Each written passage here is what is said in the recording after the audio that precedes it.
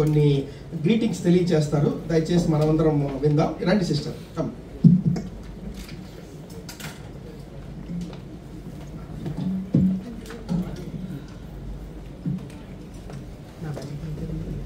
అందరికీ praise the lord.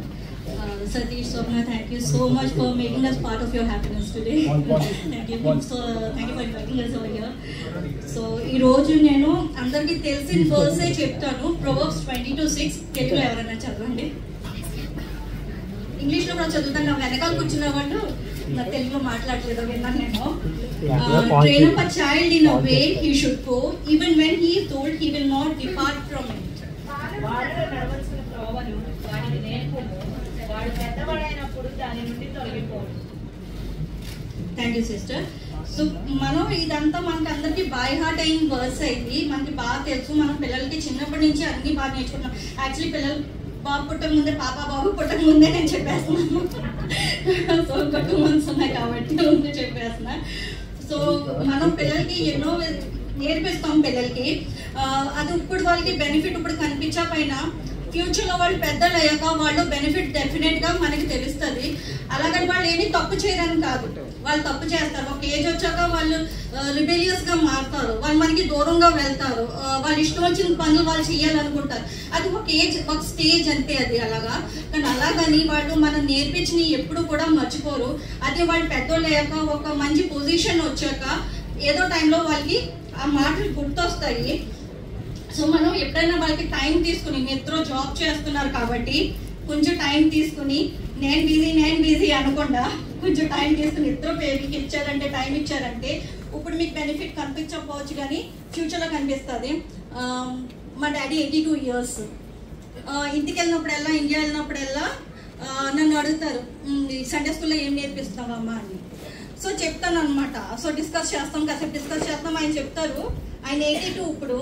ఆయన చెప్తారు చిన్నప్పుడు ఆయన సండే స్కూల్లో ఏం నేర్చుకున్నారు, వాళ్ళ టీచర్స్ ఏం పనిష్మెంట్ చేసేవారు, వాళ్ళు చెప్పిన వాక్యం చెప్పకపోతే, మెమరీ వర్డ్స్ చెప్పకపోతే అది నేర్చుకుని వచ్చి రమ్మని చెప్పేవారంట. వాళ్ళు వెనక్కి వెళ్ళినప్పుడు, నెక్స్ట్ వీక్ మళ్ళీ వెళ్ళినప్పుడు వాళ్ళు చెప్పకపోతే వాళ్ళు ఎలా పనిష్ చేశారు అన్నీ చెప్తారు. సో ఇప్పటికీ ఆ మాట ఎప్పుడో ఆయన 10 years కూడా ఉండు అప్పుడు వెళ్ళారు సండే స్కూల్కి.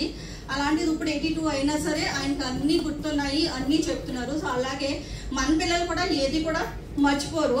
నేర్పిస్తూ అంటే ఓన్లీ గుడ్ ఆర్ బ్యాడ్ అనే కాదండి నేర్పిస్తాం. వాళ్ళకి మనం లైఫ్ లెసన్స్ కూడా మనం నేర్పించాలి. ఏ విధంగా వాళ్ళు జీవించాలో, దేవుడి మీద ఎలాగ ఆధారపడాలో, ఎలా డిపెండ్ అవ్వాలో, వాళ్ళ ఫెయిత్ ఎలా దేవుడి మీద ఉంచాలో అవి కూడా నేర్పించాలి. మనం డిఫికల్ట్ సిచ్యువేషన్ వచ్చినప్పుడు ఎలా ఫేస్ చేయాలి. మనం మన యాక్చువల్లీ ఇది నా రేపటి లెసన్. నా పిల్లలు వింటారు. పిల్లలకి ఎవరి మీద డిపెండ్ అవుతున్నారు, ఏదైనా ప్రాబ్లం వచ్చినప్పుడు దేవుడి మీద ఎలా డిపెండ్ అవ్వాలి, పేరెంట్స్ దగ్గరికి ఫస్ట్ రావడం అది కూడా మనం నేర్పించాలి. బయట వాళ్ళ దగ్గరికి వెళ్ళకుండానే వాళ్ళకి నేర్పించాలి. సో మనం ఎప్పుడైతే దేవుడి మీద మనం పిల్లలకి నేర్పిస్తామో, దేవుడి మీద డిపెండ్ అవటం, పిల్లలు కూడా అందులో బాగా గ్రో అవుతారు. పిల్లలకి మనం కూర్చోబెట్టి లెసన్స్ చెప్పామంటే అది ఒక రకంగా వాళ్ళు నేర్చుకుంటారు, డెఫినెట్గా నేర్చుకుంటారు. కానీ అలాగా అంతకంటే ఎక్కువ వాళ్ళు మనం చూసి నేర్చుకుంటారు. దానికి ఎగ్జాంపుల్ ఉన్నాయండి.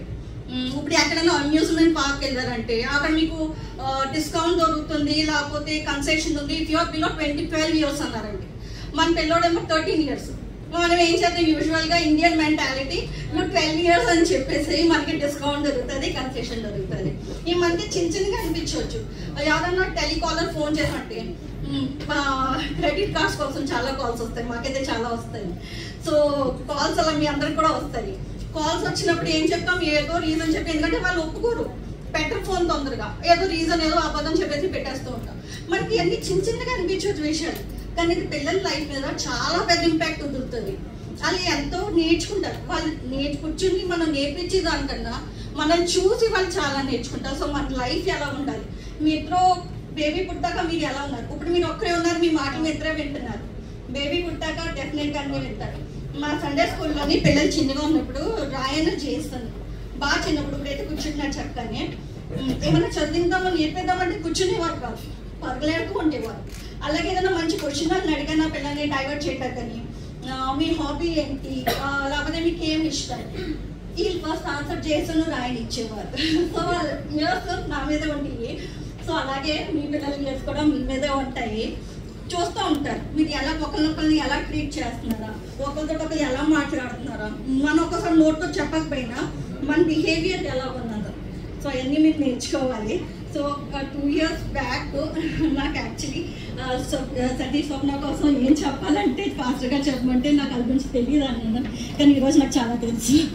సో మీరు ఎగ్జాంపుల్ అందరికీ మేమందరం మీకంటే పెద్దవాళ్ళం, కానీ హస్బెండ్ వైఫ్ ఎలా ఉండాలి, ఒకరు బాధతో ఉంటే ఇంకోటి ఏడుస్తారు, మా ఆయన ఎప్పుడు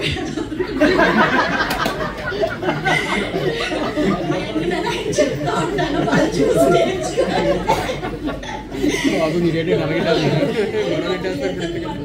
మిమ్మల్ని చూసి ఎంతో మంది మారుతారు కూడా, ఇంట్లో ఎంతమంది గొడవ అయి ఉంటుందో. సో స్పిరిచువల్ గ్రోత్ కూడా నాకు స్టార్టింగ్ లో పాస్టర్ గారు చెప్పిన దాన్ని చెప్తే నాకు అర్థమైంది, ఇంకెవ్వరు చెప్పినా నాకు ఏమీ అర్థమైంది కాదు. కానీ ఈరోజు సతీష్ చెప్తే కూడా ప్రతి వర్డ్ అర్థమవుతుంది.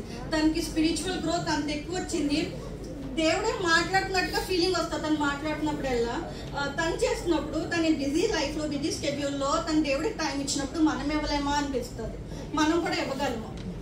సో అలాగే మన లైఫ్ని ఆ విధంగా మార్చుకోవాలి. May God bless you. దేవుడి నాకు కొద్ది మాటలు